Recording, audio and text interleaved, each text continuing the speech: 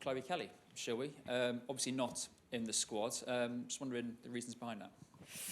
Yeah, she hasn't played enough, in my opinion. So she moved clubs now, but last autumn she hardly played. And as I said, she built some credits, but over that time she made so less minutes. That's first now, get started at Arsenal, get some minutes in, start playing and showing what you're about, and then we can revisit that again.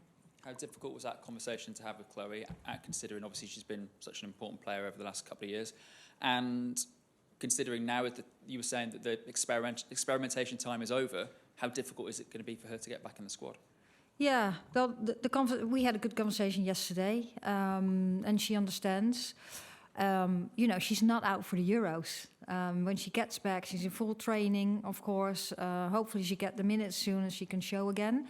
And then, as I said, we'll revisit it. And there's a huge competition going on in the team. There's no Alex Greenwood, Georgia Stanway or Lauren Hemp. How much of a blow is that? And how concerned are you about their fitness and form going into the summer? Yeah, and you can add the Fran Kirby to that one too. Yeah, they'll be out for a while. Fran Kirby's almost back. She's good. Of course, you're always concerned when someone is injured. I think they're all in a good place at the moment, but it will take a little longer. And I just hope their recovery goes really well and they get some minutes later on and are fresh and fit and show their performances. Nikita Parris is back for the first time in a while. Why have you decided to call her back up? Yeah, of course, we always watch a lot of players, and I've chosen other players over basically the last 2 years. But she's doing well. She's in good form. And as we talked about, the competition is going on, and we talked about Chloe now. Of course, Lauren Hemp is injured.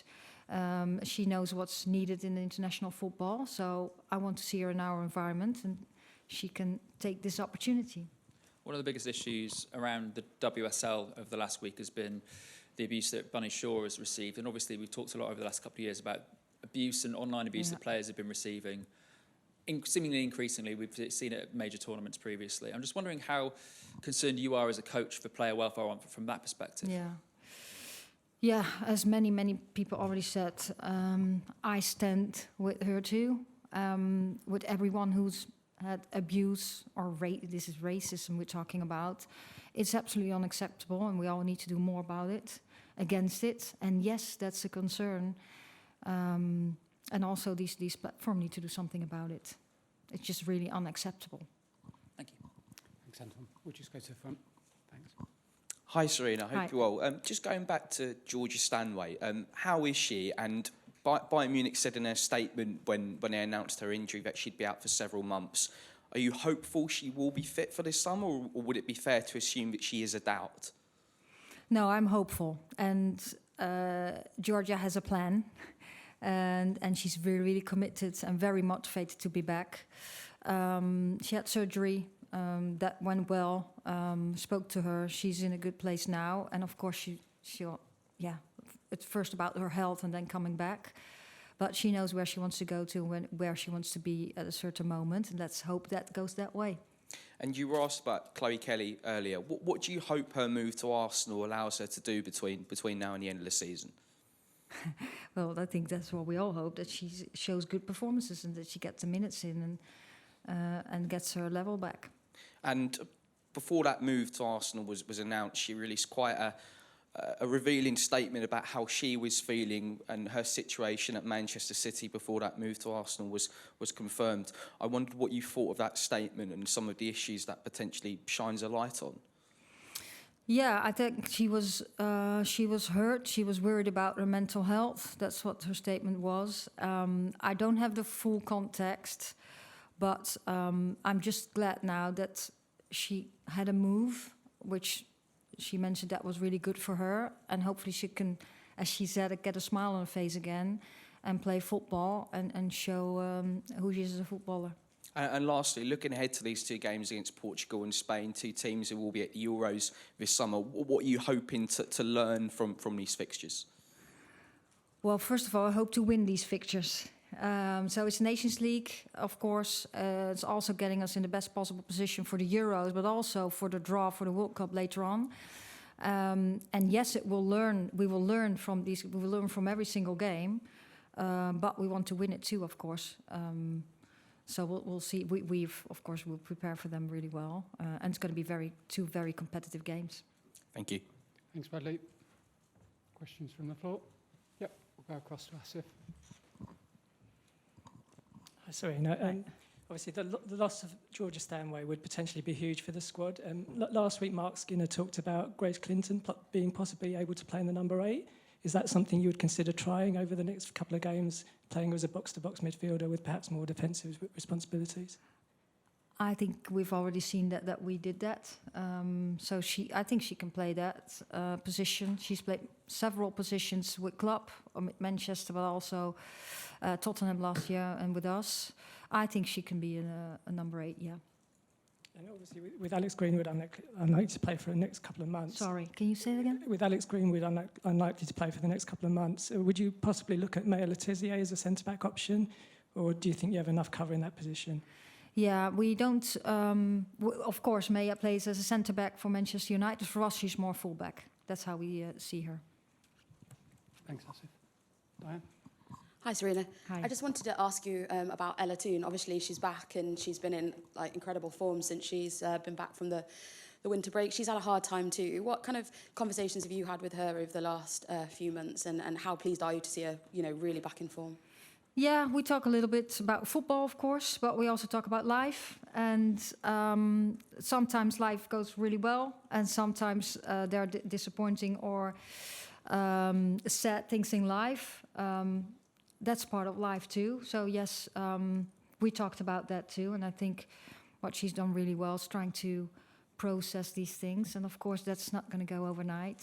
But I think how she's doing now, how she learns a little bit to talk about it and release that a little bit, I would say, that helps her. And I think what we all can see is that she's enjoying football.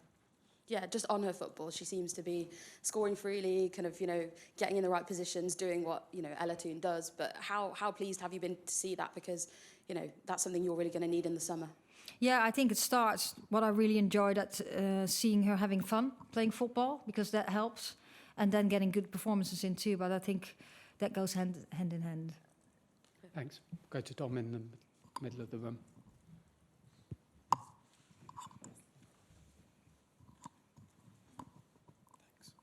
Hi, Sarina. Hi. I'm just wondering how you've balanced with this squad the desire of getting your best players in, but also giving chances for you to see as a broader range of players before the Euros.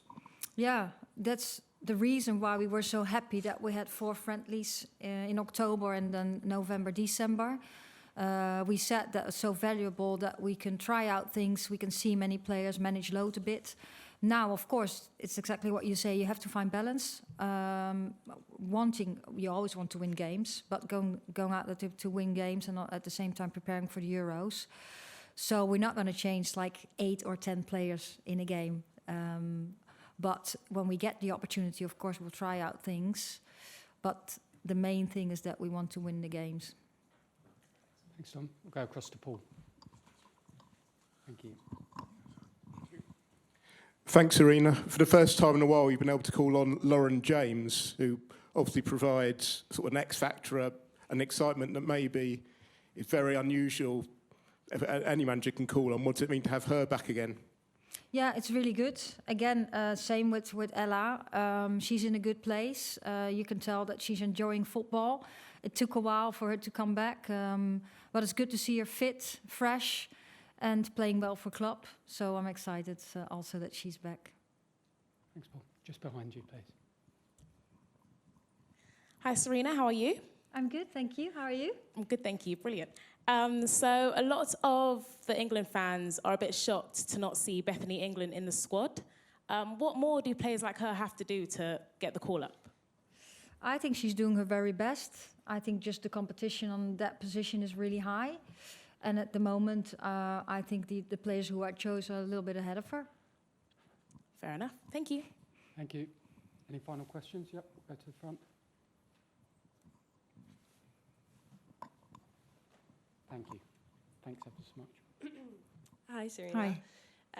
Beth Mead was left out of the squad on Sunday for Arsenal's FA Cup game. I was just wondering, was that precautionary, or is it going to be a phased return for her to the squad and playing? Yeah, I think that's a main question for Arsenal. But she's fit enough to come in camp and ready Thank you. as it stands now.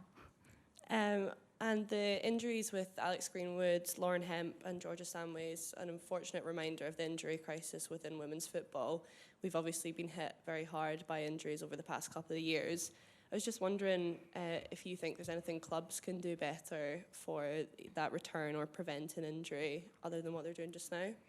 No, I think we're all doing our very, very best to keep players fit.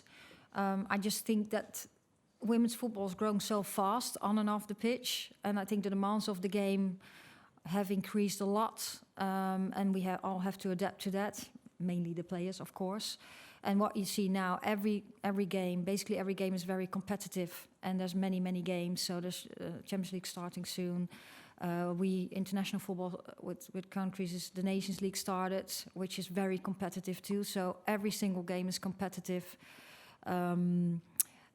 and the outside world changed too. So it's really good that everyone's here again. So we're very visible, but that also comes with higher demands. I think we're just adjusting to that, and unfortunately we have injuries, but everyone's working really hard to get the things right for the players.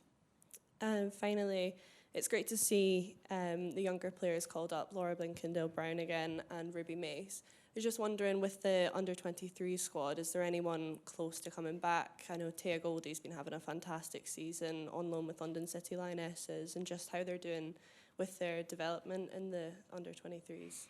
Yeah, I think what we've seen, of course, over the last years, that it's really valuable that we have the under-23s. We're really close aligned with